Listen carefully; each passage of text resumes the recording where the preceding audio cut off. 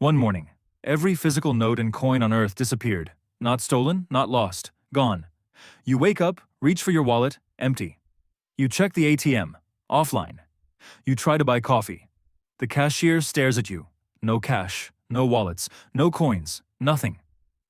And in that single moment, the entire world froze.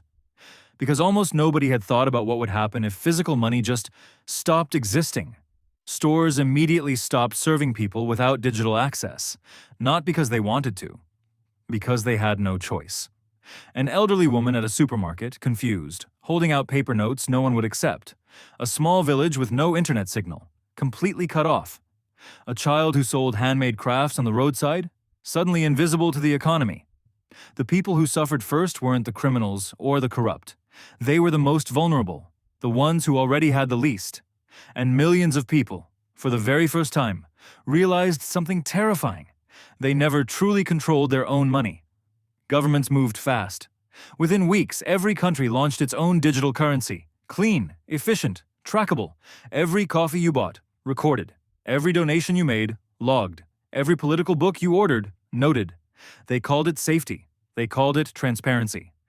But privacy had quietly disappeared. And then governments started going further. In some places, they could freeze accounts of protesters overnight. They could limit what you were allowed to spend money on. Your money was still your money on paper. But could you really call it yours? People began asking a question that had no easy answer. Do we own money anymore, or does money own us? The world split into two kinds of people. The adapters, who embraced it. They invested in crypto, learned blockchain, built new businesses. For them, this was opportunity. And the disconnectors, who rejected it entirely. They moved to rural communities. They grew their own food. They traded skills. A farmer exchanging vegetables for a mechanic fixing his tractor. And something unexpected happened in those communities. People started talking again, really talking, not through screens, face to face. For the first time in decades, humans remembered what genuine connection felt like. And they realized it had been missing for a long time. Maybe physical money disappearing wasn't the biggest change. Think about it. Money was always just a symbol, a shared agreement between humans. Shells, gold, paper, digital numbers. The material changed, but the agreement stayed. The real crisis wasn't the disappearance of cash. The real crisis was what it revealed. How much of our lives had we silently traded away? For convenience? For speed? For the comfort of just tapping a phone? We forgot to ask who was holding the other end of that convenience and what they were collecting in return.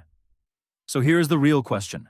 Not what happens when cash disappears, but what happens when humanity forgets what truly has value? Is it money, security, freedom, connection? Maybe the answer is different for each of us. And maybe figuring that out is the most important work we see and do. What do you think has real value? Tell me in the comments. And if this made you think, share it with one person who needs to hear it.